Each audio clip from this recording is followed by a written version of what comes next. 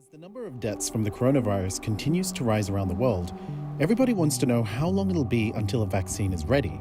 We would not have a vaccine that would even be ready to start to deploy for a year to a year and a half. That is the time frame. It seems like a long time, but if a vaccine for the coronavirus is ready by then, it will have been the fastest developed one in human history.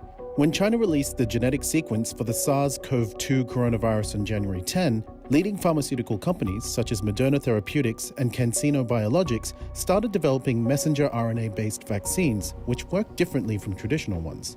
These vaccines target the proteins that allow viruses to spread and reproduce, meaning scientists don't have to reculture virus pathogens for testing. And this is vital, as this step can take anywhere from a few months to over a decade. In the case of the coronavirus, scientists were able to extract a part of the genetic sequence and create a harmless version of it in the lab. This so-called spike protein antigen allows the virus to infect human cells and replicate, killing them off in the process. This evokes an immune response in the body that allows white blood cells to create specific antibodies to prevent antigens from attaching to human cells and stopping the virus from spreading. Scientists at Moderna Therapeutics were able to create a trial mRNA vaccine quickly, and the National Institutes of Health fast-tracked it to clinical trials in just 42 days.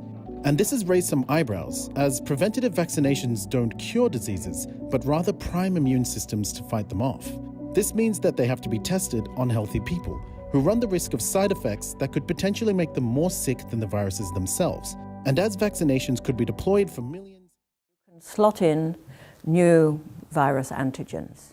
Melanie Saville is the Director of Vaccine Research and Development at the Coalition for Epidemic Preparedness. CEPI is a global partnership that was launched at Davos in 2017. We were actually formed specifically to look at this type of situation. In this situation, the emergence of a new coronavirus, CEPI is funding several teams from around the world that Saville says are each independently working from the platform model. The sort of technologies that we are looking at, but some of which are really quite pioneering, can really move very quickly. 3 of the candidates are in a category called nucleic acid vaccines. One of those candidates is Moderna, which is working with the NIH. They're developing a vaccine on a platform that uses a part of the virus's genetic code called messenger RNA, or mRNA. So again, unlike the conventional approach, with mRNA vaccine platforms, it's our own body's cells, rather than lab techs, that produce the antigen proteins that are like the ones made by the coronavirus. Your immune system then will be stimulated and develop antibodies to the virus, so that when you see it again, it can immediately recognize the virus and prevent you from becoming sick. More and more people are becoming sick from the novel coronavirus.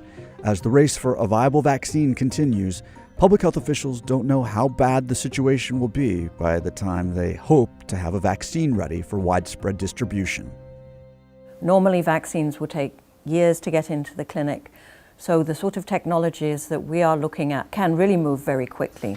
So an example of that is getting from identifying the sequence of the virus to developing the vaccine, doing all of the preclinical testing, manufacturing, and getting into the clinic in 16 weeks. So, around 4 months. During the 2003 SARS outbreak, that process took 20 months.